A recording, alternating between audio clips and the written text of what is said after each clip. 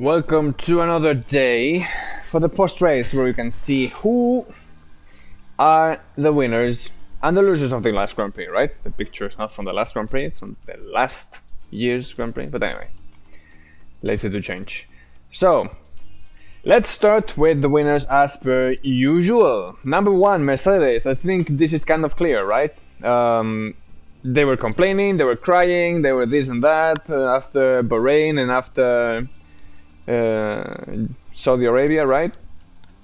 They came to Australia, they were crying and they were looking themselves miserable. The season is over, blah blah blah. Lots of rumors saying that Hamilton maybe will leave the team because they are not listening to him, da da da. Saturday comes, bam, almost pole position. Of course, Sergio Perez was not there, but anyway.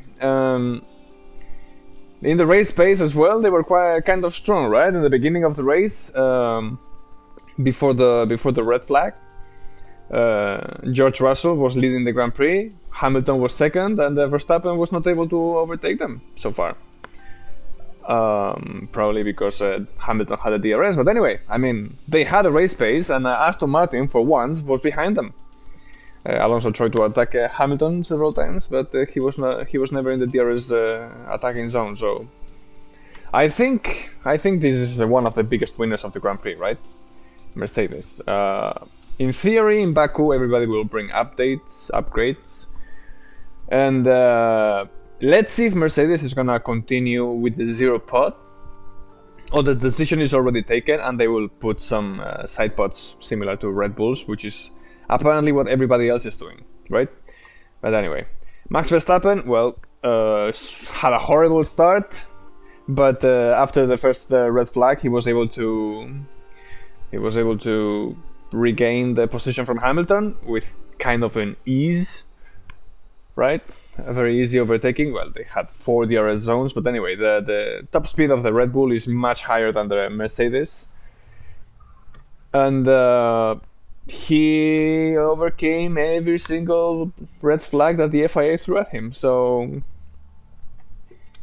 I think this is another one of the biggest winners of the Grand Prix. I mean, he has the best car, and it's kind of easier like this.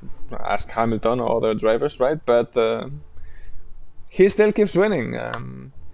He had problems in Jeddah, which I think it's a racetrack more difficult to overtake than this one, and he was P2. And here, Sergio Perez started last and didn't finish even in the podium, so kind of says it all, right? Fernando Alonso, he was in the podium in a race where perhaps Aston Martin was not the fastest. Many people said that this could be one of the races where he could win because Red Bull usually makes many mistakes here, and we saw Sergio Perez, right? Not him, but Red Bull having a problem with him and not being able to solve it between him and Red Bull. So he took that place. George Russell, Mercedes had a problem. I don't know if Russell was going to be able to overtake Alonso. I think he had the pace to overtake Alonso, but anyway. He took the podium where everybody else failed. So another winner, another race, another podium. 3 podiums in 3 races. Only him and Verstappen, so looks like this is gonna be a fun season for him. Haas team. You can see Hülkenberg was in P4 before the FIA decided to reinstate the race order after the last red flag, right? Doesn't make any sense, but anyway. They were there. Magnussen was fighting for the points as well before he had the crash. I think they are showing the pace, especially with Hülkenberg. So that makes me wonder what could have been done with the car from last year had Hülkenberg been there instead of Magnussen, right? I mean, Hülkenberg looks like it's it's showing much higher pace than Kevin Magnussen right now. So I think this winner of Haas is also attributed to Hülkenberg, where he was kind of there fighting for the points and taking the chance to perhaps be close to the podium, but anyway, didn't happen. Nonsense from the FIA, but anyway. McLaren, double scoring points for both cars. Yes, there were retirements, but still, Norris was always trying to be close to the P10. Piastri didn't have the best race of his life, but still, both McLarens in the points. And looks like they are starting to improve a little bit the car, right? Let's see if in Baku they're going to be going well as well. They say the car is a little bit draggy. Baku has a lot of long straight lines. Let's see how the car behaves there. But if in this racetrack, which is also high speed, the McLaren was going well, I don't see why not in Baku they are going to be doing wrong, right? Let's see. Alexander Albon, I mean, I was really surprised to see him in Q3, but then he was there fighting with the leaders as well. The Williams is usually a car, in the recent years especially, that goes very well in high-speed racetracks, like Monza, like Baku, and Australia apparently as well. Until the accident, he was there, fighting with the Astons, with the Alpine of Gasly. Right? I think he's showing that he has the pace, at least to be in a better team than Williams. Let's see. I was really excited to see Williams fighting for the points once again. And he made a mistake, but anyway, I think he's still the winner. And another winner for me as well is Pierre Gasly. He was there fighting with Carlos Sainz and Alonso until the red flag. Yes, the 4 DRS zones helped him a lot to stay behind the Ferrari. Perhaps he didn't have the speed that of the Ferrari of Sainz, right, or the Aston Martin of Fernando Alonso, but still he was in front of Lance Stroll, for example, and the Alpine was there, kind of. The car is not comparable to those, but still, at least Pierre Gasly was there. Ocon was behind with problems, but still, Pierre Gasly was there. That's why I give him this. Not so much to Alpine, because the car is not kind of there, and we saw what happened in the end. Even though it was not the mistake of Alpine or Ocon, it was Pierre Gasly's mistake. I think for the race in general as a whole, Pierre Gasly was one of the winners of the Grand Prix. And let's go to see the losers. Ferrari. I mean, for a team that was fighting for the championship and leading the championship at this point last year, where are they? I mean, what are they doing, right? Leclerc had an accident because he was being ambitious, and so did Sainz later on. And how is the team managing this?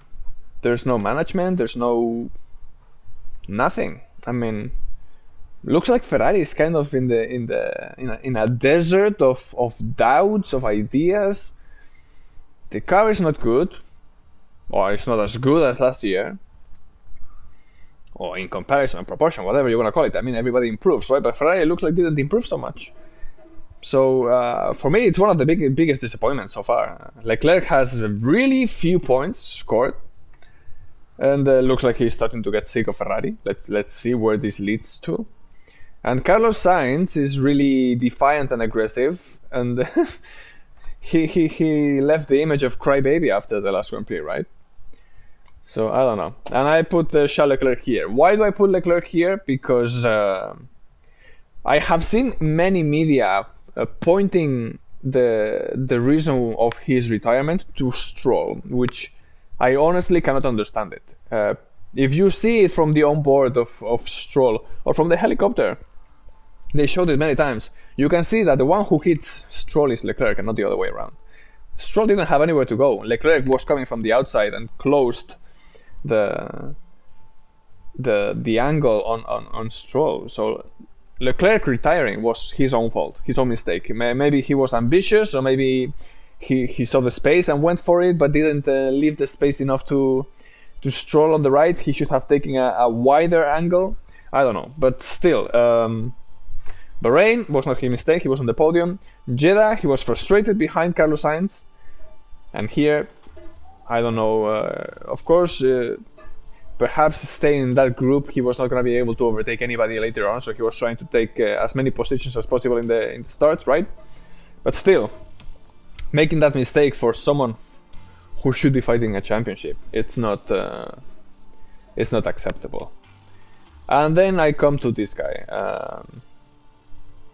I mean, him saying that this is the most unfair penalty in the history of F1 or motorsport, I don't know what he said, something like that, means he's blind and he's living in his own universe. In the first start, he already, on a high speed going to turn 3, he already hit Alonso, which could have caused a really huge accident, and Alonso knows this.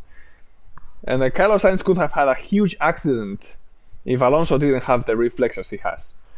That was number one. Number two, he was behind Pierre Gasly for I don't know how many laps with such a superior car. The Ferrari is much better than the Alpine, and still he was there. The only way he was able to overtake Pierre Gasly was throwing the car in a really bad manner and pushing Pierre Gasly out of track. Something, by the way, that in theory is not allowed by the FIA, but the FIA didn't do anything about it. And then on the third red flag, he was blaming the cold tires and the adrenaline. No. I mean, honestly, he lives in his own universe. Verstappen had cold tires, Alonso had cold tires, Hamilton, Ocon, I don't know how many drivers had cold tires.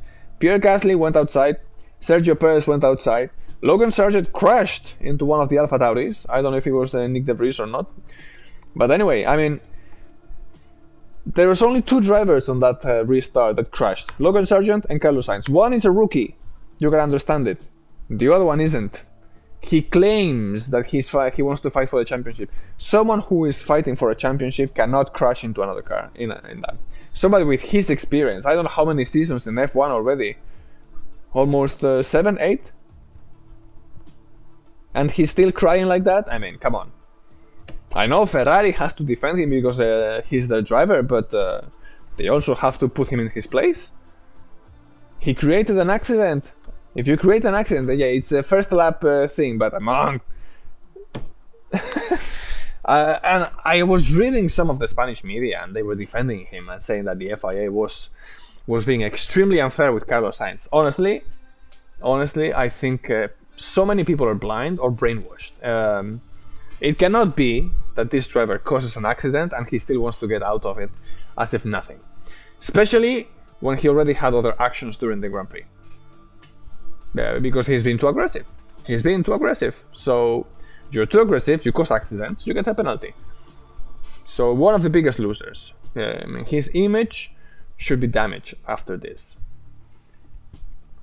Logan Sargent, some of the similar reason as Carlos Sainz. He created a crash. He's the rookie, yes, but that's not the only reason, just for the crash. I mean, Alexander Albon is destroying this guy. So far. He's the rookie, give him a break. The Williams perhaps is not the easiest car to drive, and you have Alexander Albon, which in theory is the fast driver.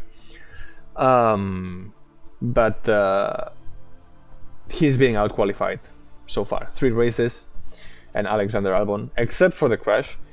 Alexander Albon was in P6, if I am not mistaken, at the beginning, until the crash, and Logan Sargent was at the back. So, I don't know. I think I was expecting more from Logan Sargent. Someone who is in F1, especially Logan Sargent, who didn't win anything so far, should be somewhere there. I can see his career is not going to be very long if he's not able to start fighting Alexander Albon, at least at the end of the season. Which I don't see it happening. I mean, there is a reason why this guy is not the F2 champion, right? But anyway. And I leave, I think, the best for last. The stewards. Red flags. What happened there? I mean, Alexander Albon's crash was a red flag. You cannot bring the machines and everything with a safety car. Of course you can. So the first red flag for me was unnecessary. The second red flag, which was, if I'm not mistaken, Magnussen crashing onto the wall. They said, well, aluminum parts. I mean, before you would solve this with a safety car. You put the safety car, everybody's behind the safety car, everybody passes through the accident zone, and you clean it. You don't need a red flag. Why are they doing this? Because, and this is just my own opinion, The FIA, sorry, not the FIA. The F1 belongs to an American company called Liberty Media. How does the American style work? And you can see this, for example, in IndyCar, right? Which is show. You want views, you need to create show. Anytime there is any little accident, any little thing happening, you put all the cars together and create as much a mess as you possibly can. How does that translate? That something that could have been solved with the safety car on track, they put a red flag so everybody can have cold tires on the grid, which, by the way, I think this is a practice of what the future holds for F1 if they remove the blankets, the tire warming blankets, which is the plan of the FIA. I think this is kind of a test of how things might work if the teams do not have these blankets, right? Cold tires and drivers not expecting anything and cannot control. And you can see what happened. Logan Sargent crashing into another car and Carlos Sainz punting Fernando Alonso against the wall. Cars going out on the first corner like Gasly and Perez, right? Accidents. This is what they want. Crashing. By the way, those crashes are not cheap at all for every team, so just leaving it there. That is number one. And number two, the penalties. They put a penalty on Carlos Sainz for crashing. I understand it. Carlos Sainz complaining about it and saying that this is the most unfair penalty and blah blah blah. This also should be penalized. Why? Because you're creating precedent. All the drivers that are coming from lower categories like F2, F3, they can see Carlos Sainz's attitude and they will start behaving like that. Do you need crybabies in F1? No. So you should also penalize these kind of situations where Carlos Sainz should have something else. Perhaps economical penalty, I don't know. But this attitude cannot be tolerated. On the other hand, Pierre Gasly also caused an accident with Ocon, right? How can that not be penalized? Logan Sargent crashed into another car. That cannot be penalized. It was all in the same start and nothing happened, right? I don't know. Inconsistencies. There were also some pictures of Verstappen being in the bad place in the starting grid in one of the restarts, right? A little bit slightly ahead of the yellow line, which in theory it's just a guiding line for the drivers. But still, after the controversies of what happened in Bahrain and Jeddah, at least not even an investigation to Verstappen, it's a little bit interesting. Are they as impartial as they claim to be? I don't know. So, for me, one of the losers. Their image is a little bit damaged after the Grand Prix as well as Carlos Sainz, for example. So, anyway, that's just my impressions. If you have different ideas, let me know in the comment box, and see you in the next episode where I will give you my thinking of the notes of the Grand Prix. Take it easy and see you.